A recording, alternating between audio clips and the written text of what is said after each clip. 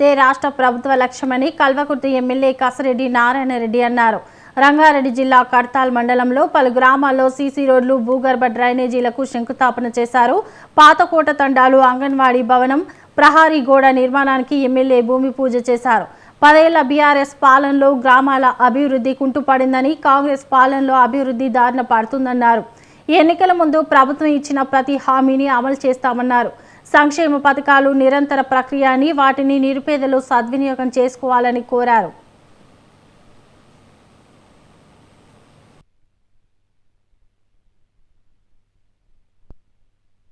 కాన్స్టిట్యున్సీలో చాలా తండాలు ఉన్నాయి, చాలా గ్రామ పంచాయతీలు ఉన్నాయి, 167 ఉన్నాయి. అందులో ఆమ్లెట్స్ ఈ తండాలను తీసుకున్నట్లయితే దాదాపుగా ఒక 230 కంటే పైచిలకు ఉన్నాయి. అన్ని ఈ తండాలకు కూడా మరి బీటీ రోడ్డు చేయాలనేది మన సంకల్పం. దానికి అనుగుణంగా గౌరవ ముఖ్యమంత్రి రేవంత్ రెడ్డి గారు కూడా సహకరిస్తూ ఉన్నారు. అవన్నీ చేస్తున్నాం. ఇప్పుడు ఇది కూడా పాతకోట తండలో ఇంతవరకు చుక్కాపూర్లో ఉండేది, ఇది గ్రామ పంచాయతీ అయినది. ఇక్కడ నుంచి ఒక రోడ్డు ఇక్కడికి ఇప్పుడు మనం కడ్తాలకు వెళ్ళడానికి చాలా దగ్గర అవుతుంది. చుట్టూ తిరిగితే దాదాపుగా 30 కిలోమీటర్లు అవుతుంది. ఆమంగల్ నుంచి పోతే కడ్తాలు వెళ్ళాలంటే హైదరాబాద్ రోడ్లో ఇక్కడ నుంచి 11 కిలోమీటర్లు వెళ్తారు. ఈ రోడ్డు చాలా అస్తవ్యస్తంగా ఉంది.